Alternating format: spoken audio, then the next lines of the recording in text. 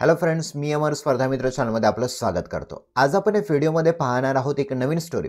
स्टोरीचं नाव आहे मित्रांनो the foolish cats. Learn English through story या सिरीजच्या माध्यमातून तुमची व्होकॅब्युलरी इम्प्रूव्ह होणार आहे, तसेच तुमचे पार्ट ऑफ स्पीच सुद्धा इम्प्रूव्ह होण्यास मदत होणार आहे। त्यामुळे मित्रांनो ही सिरीज तुमच्यासाठी अत्यंत महत्त्वाची आहे। चला तर मित्रांनो आपल्या व्हिडिओला सुरुवात करूया। आता बघा, स्टोरीचं नाव आहे फुलिश कॅट्स, म्हणजे मूर्ख मांजरी असं स्टोरीचं नाव आहे। बघूया स्टोरीमध्ये काय घडतं। बघा, once a cat saw a piece of bread lying on the road. Once म्हणजेच एकदा. A cat saw a piece of bread. आता मित्रांनो, ए हे आर्टिकल केव्हा वापरायचं?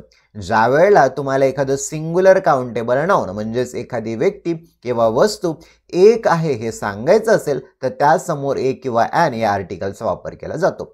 ॲन आर्टिकलचा वापर ए ई आय यू या स्वरांपैकी जर उच्चार होत असेल तर त्याच्यासमोर ॲन वापरायचा। इतर बी पासून झेड ए ई आय ओ यांना वगळून असेल तर त्यांच्या समोर अचा करायचा वापर। ओके, बघा, once a cat saw a piece of bread.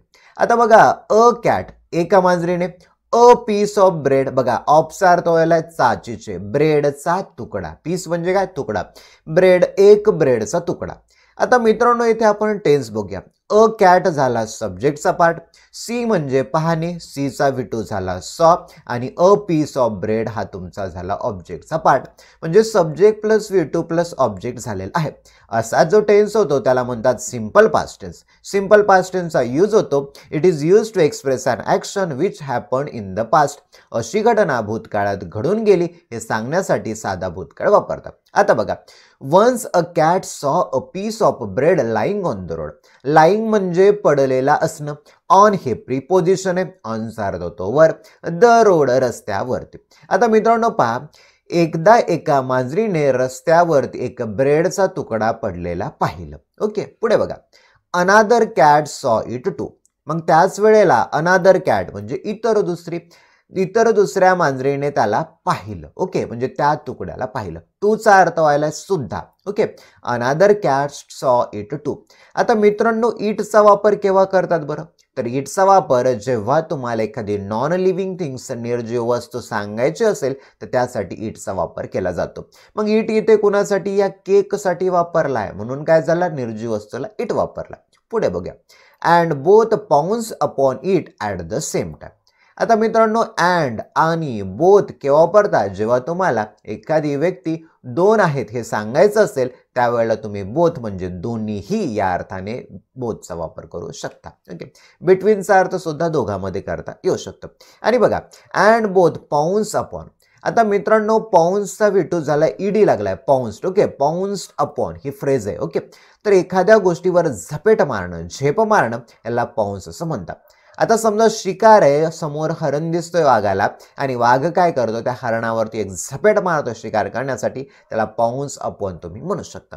आता येथे अर्थ काय आला बघा, and both pounce upon it म्हणजेच त्या केकच्या तुकड्यावर, ॲट द सेम टाइम म्हणजे एका क्षणाला त्या दोन्ही मांजरांनी त्या ब्रेडच्या तुकड्यावरती झपेट मारली, पाउंस मारला। पुढे बघा, द कॅट्स बिगॅन फायटिंग। मग त्या मांजरांनी बघा, बिगिन सुरुवात करणे, बिगिनचं वेटू झालं बिगॅन, सब्जेक्ट प्लस वेटू। त्या मांजरांनी मग फाईट करायला, भांडायला सुरुवात केली। आफ्टर सम टाइम थोड्या वेळानंतर, the first cat suggested that they should divide the bread into two equal pieces. बघा, आफ्टर सम टाइम काही वेळानंतर, the first cat suggested that. Suggest म्हणजे एखादी गोष्ट करण्यासाठी एखाद्याला सुचवणे। ओके, तर या सजेस्टचा विटू झालाय सजेस्टेड म्हणजे सुचवलं, मांजरीने सुचवलं की, बघा, द फर्स्ट कॅट सजेस्टेड पहिल्या मांजरीने सुचवलं की, okay, they should divide the bread. आता मित्रांनो इथे शूड वापरला। शूडचा वापर केव्हा वापरतात? तुम्हाला जेव्हा ॲडवाइस सांगायची, तुम्हाला सजेशन द्यायचं आहे, सल्ला सांगायचा आहे, तेव्हा शूडचा वापर केला जातो। आता शूडचं स्ट्रक्चर काय? शूडचं स्ट्रक्चर आहे सब्जेक्ट घ्या, नंतर शूड घ्या, नंतर त्यानंतर फी1 घ्या, म्हणजे शूड समोर नेहमी क्रियापदाचं पहिलं रूप येणार, एखादी गोष्ट करायला पाहिजे हे सांगण्यासाठी। आता बघा, the first cat suggested that पहिल्या मांजरीने सुचवलं की दे शुड डिवाइड द ब्रेड, त्यांनी तो ब्रेड डिवाइड केला पाहिजे, वाटला पाहिजे, इंटू म्हणजेच च्या मध्ये, एखाद्या गोष्टीचं एखाद्या वस्तूमध्ये रूपांतर करायचं असेल तर इंटू वापरतात. इंटू 2 इक्वल पीसेस, दोन समान पीसेसमध्ये आपण त्याचं डिवायडेशन, त्याची मांडणी, त्याची भागणी करायला पाहिजे असं पहिल्या मांजरीनं सुचवलं. पुढे बघा, मीनवाईल म्हणजे त्याच दरम्यान. अ मंकी के मध्ये, अ मंकी म्हणजेच एक माकड, अ बघा आर्टिकल, एक माकड, कम म्हणजे येणे, कमचं विटू झालं केम, एक माकड तेथे आलं. देर म्हणजे काय, तेथे, एक माकड तेथे आलं. पुढे बघा, द कॅट्स आज the monkey to divide the bread into 2 halves. आता बघा, द कॅट्स आज द मंकी. आता बघा, त्या मांजरीनं त्या माकडाला विचारलं. आता मित्रांनो, तुम्ही पाहू शकता इथे तर तुम्ही म्हणत असाल बाबा अ कॅट दिलंय, मग इथे द कस काय आलं, इथे अ मंकी दिलंय, इथे द कस काय आलं. मित्रांनो, तुम्हाला पॅसेजमध्ये ज्या वेळेला एखादी व्यक्ती किंवा वस्तू प्रथमतःच दर्शवायची असेल तर ती एक आहे म्हणून अ चा वापर करू शकता. परंतु ज्या वेळेला तुम्ही दुसऱ्यांदा वापरता म्हणजे त्या व्यक्तीला, त्या वस्तूला विशेष महत्त्व प्राप्त होतं, म्हणजे ती डेफिनाइट होते, म्हणून त्याच्या समोर द हे आर्टिकल घेऊ शकता. बरोबर. बघा आता, द कॅट्स आज द मंकी, त्या मांजरीने त्या माकडाला विचारलं to divide the bread into 2 halves. आता इंटू बघा, चा मध्ये 2 हाल्स. आता मित्रांनो, हाफचं प्लुरल होतं हाल्स. ओके, म्हणजेच काय तर प्लुरल झालं, अनेक वचन झालं. आता 2 तुकडे म्हणतोय ना, म्हणून हाफचं प्लुरल झालं. तर 2 समान भागामध्ये त्याचे तुकडे करा असं मांजरीनं माकडाला विचारलं. ओके, इथे चित्रामध्ये पाहू शकता, दोघे कोणाकडे गेला, मांजराकडे गेला. पुढे बघा, द मंकी वॉज व्हेरी कनिंग. तो माकड कसा होता, कनिंग होता, धूर्त होता, लबाड होता, चाणाक्ष होता, चतुर होता. पुढे, he divided the bread into 2 pieces and checked their sizes. मग बघा, ही डिवायडेड द ब्रेड, त्याने ब्रेडचे तुकडे केले, इनटू 2 पीसेस, 2 तुकड्यांमध्ये, अँड चेक्ड देअर साइजेस, आणि त्यांनी त्यांचा साईज, त्यांचा आकार चेक केला. पुढे बघा, but 1 piece was bigger than the other. आगा, बट परंतु 1 piece was bigger than the other. आता मित्रांनो, डिग्रीचे 3 फॉर्म आहेत, positive degree, comparative degree, superlative degree. बिगचं कंपॅरेटिव्ह मध्ये येतं, बिगर सुपरलेटिव्ह मध्ये बेस्ट येतं. आणि जेव्हा जेव्हा तुम्हाला कंपॅरेटिव्ह डिग्री वापरायची तेव्हा त्याच्यानंतर दॅनचा वापर करतात. आता इथे बघा ना, तुलना दर्शवण्यासाठी दॅनचा. But 1 piece was bigger than the other. परंतु एक तुकडा दुसऱ्यापेक्षा बिगर होता, मोठा होता.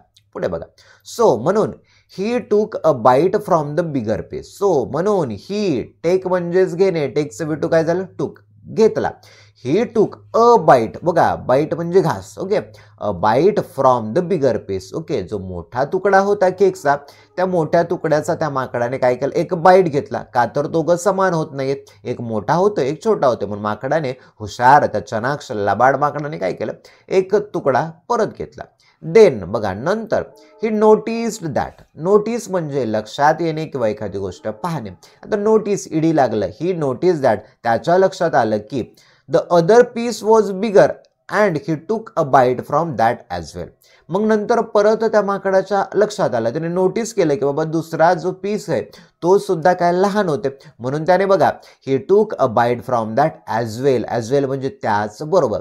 मग नंतर त्या माकडाने काय केलं, तर दुसरा जो पीस होता त्याचा सुद्धा त्याने काय केलं, थोडासा भाग खाल्ला. पुढे बघा, he carried on like this for some time.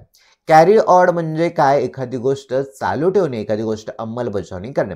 He carried on like this for some time. Like म्हणजे सारखं, दिस म्हणजे हे, म्हणजे यासारखं, फॉर म्हणजे साठी, सम टाइम म्हणजे काही वेळांसाठी त्या माकडाने असंच चालू ठेवलं. एक तुकडा लहान दिसला, एक तुकडा मोठा, की मोठा तुकडा तो खायचा आणि लहान राहू द्यायचा. परत त्याला परत इक्वल नाही वाटले की परत तो तुकडा खायचा आणि परत राहू द्यायचा. बघा, अँड ॲट लास्ट म्हणजे असं करता करता he ate up the entire bread. Eat म्हणजेच खाणे, इटचं विटू झालं एट. ओके, मग he ate up the entire bread. Entire संपूर्ण ब्रेड त्याने खाल्ला. Leaving the cats with nothing. बघा, लिव्ह म्हणजे सोडणे, leaving the cats with nothing. मग आता काहीही त्या मांजरींना उरलेलं नव्हतं. आता मित्रांनो, रूल काय म्हणतो बघा, when 2 people fight the third one always gets the profit. आता मोरल काय म्हणाले, या गोष्टीचा बोध काय म्हणाल बघा, when 2 people fight, जेव्हा 2 लोक भांडण करतात, the third one always gets the profit. आणि त्या दोघांच्या भांडणातून तिसऱ्यालाच त्याचा फायदा होत असतो. म्हणजे 2 मांजरी भांडण करतात, परंतु यामध्ये सर्व फायदा या माकडाचा झालेला आहे. म्हणून नेहमी कुणाचाही सल्ला मसलत घेत असताना तो माणूस कोणत्या दर्जाचा आहे त्याचा सल्ला मसलत तुम्ही घ्यावा एकदम विचार करून. चला तर मित्रांनो, आणखी आता महत्त्वाचे आपण वर्ड पाहूया. बघा, अ cat saw a piece of bread. आता मित्रांनो बघा, सिंपल पास्ट टेन्सची रचना आहे.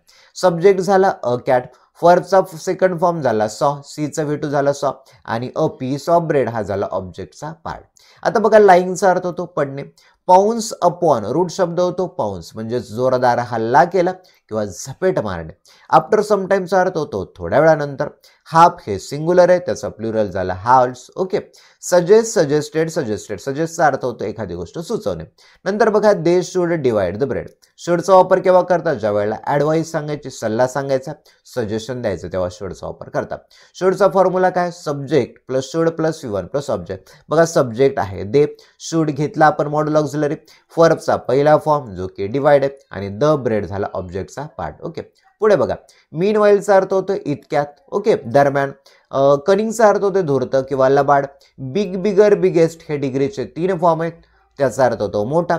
नंतर नोटीस, नोटीस, नोटीस एखादी गोष्ट लक्षात येणे, समजणे. कॅरीड ऑनचा अर्थ एखादी गोष्ट चालू राहणे, रूट शब्द येतो कॅरी ऑन. नंतर आहे एंटायर, एंटायरचा अर्थ होतो संपूर्ण. तर मित्रांनो, ही होती अत्यंत महत्त्वाची आजच्या सेशनमधली ही स्टोरी. व्हिडिओ जर आवडला असेल तर व्हिडिओला लाईक करा, चॅनलला सबस्क्राईब करा. चला तर मित्रांनो, येथेच थांबूया. Thank you for watching this video.